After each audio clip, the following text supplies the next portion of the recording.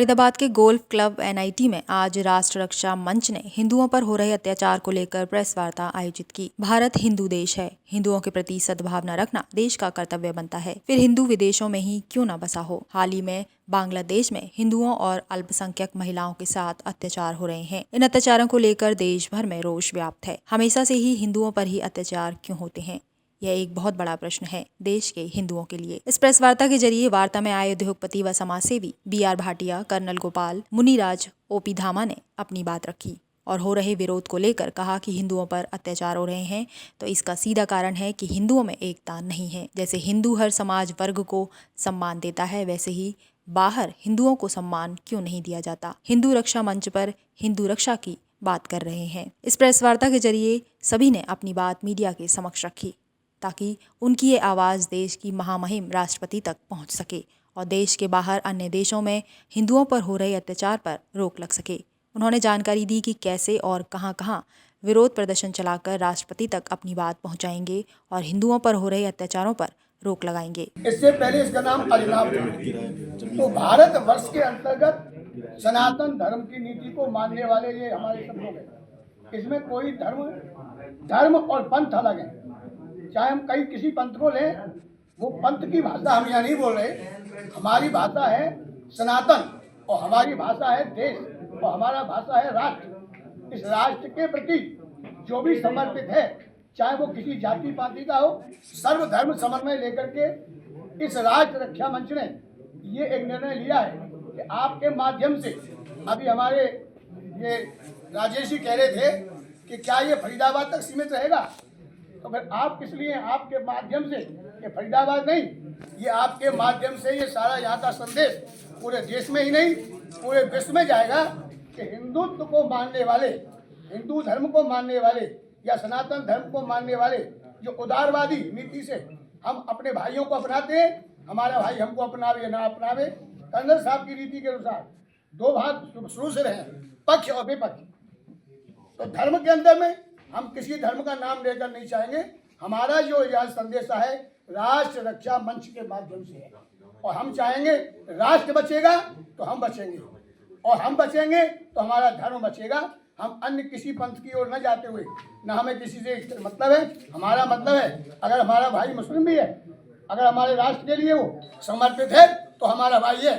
अगर वो राष्ट्र के प्रति समर्पित नहीं है, विरोधाभास करता है, तो हम उसको भी मंच पर नहीं आने देंगे। हमारी नीति सभी है राष्ट्र की रक्षा, इसके साथ साथ देशवासियों की रक्षा। हमारा ये संदेश इस मंच से जाएगा।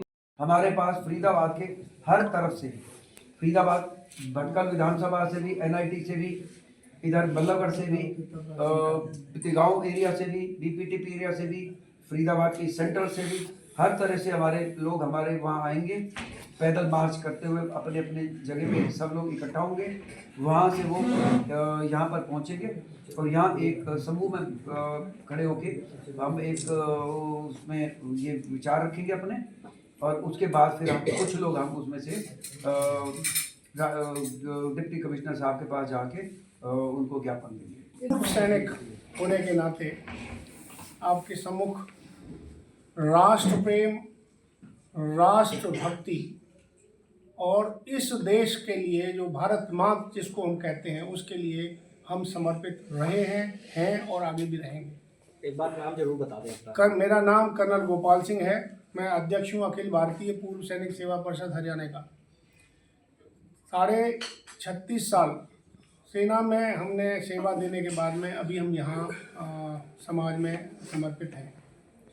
सेना के अंदर आप देखेंगे कि हम सब धर्मों को, जिसमें सनातन धर्म हो या यानी सिख धर्म हो, क्रिश्चियनिटी हो या इस्लाम, सब धर्मों को एक साथ एक सम स्थल पर रख करके उनकी पूजा करते हैं, सबको उतना ही सम्मान देते हैं। लेकिन और आप देखिएगा भारत यानी हमारे भारतवर्ष के भारतीयों का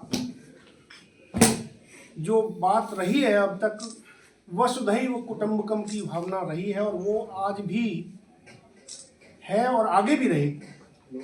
लेकिन जैसे आदिकाल से आप देखेंगे कि जहाँ दैवी शक्तियाँ थीं उनके साथ में असुरी शक्तियाँ भी रही हैं। और वो असुरी शक्तियाँ देवताओं को प्रताड़ित करती रही और वो हावी भी रही हैं। वही स्थिति हमारे भारतवर्ष के ऊपर भी आई और काफ़ी समय तक हम, और ये हुआ क्यों? हुआ इसलिए कि हम एकत्र नहीं हुए, ये पांचों उंगलियां इकट्ठी मुट्ठी नहीं बनी, यही कारण है। आज आप हिंदुत्व की बात करिए, लेकिन कुछ एक संस्थाएं या कुछ ऐसे पंथ या कोई धर्म जिसको हम कहते हैं, वो एकत्र होने में बहुत आसानी से एकत्र हो जाते हैं और इस वजह से खास तौर से सनातनियों के ऊपर बहुत प्रताड़ना हुई है। आज की जो परिप्रेक्ष्य है, सत्ता परिवर्तन होते रहते हैं, हर देश में सत्ता परिवर्तन होते हैं, लेकिन सत्ता परिवर्तन का ये मतलब नहीं है कि जो वहाँ अल्पसंख्यक हों, गरीब हों या दूसरे और हों, उनके ऊपर अत्याचार किया जाए। तो मेरा ये मानना, किसी भी देश में, पूरे विश्व की बात हम करते हैं, वहाँ शांति बनाए रखनी चाहिए। और बांग्लादेश की जो नई सरकार आई है, उसका ये फर्ज बनता है कि वो हमारे जो सनातनी धर्म है, जो भी हिंदू धर्म के जितने भी, उनके ऊपर वो अत्याचार ना होने दे। और सरकार का ये दायित्व है, किसी भी देश की सरकार हो, कि वो उन अत्याचारों को रोके जो भी सलमान। मेरा ये मानना है और यही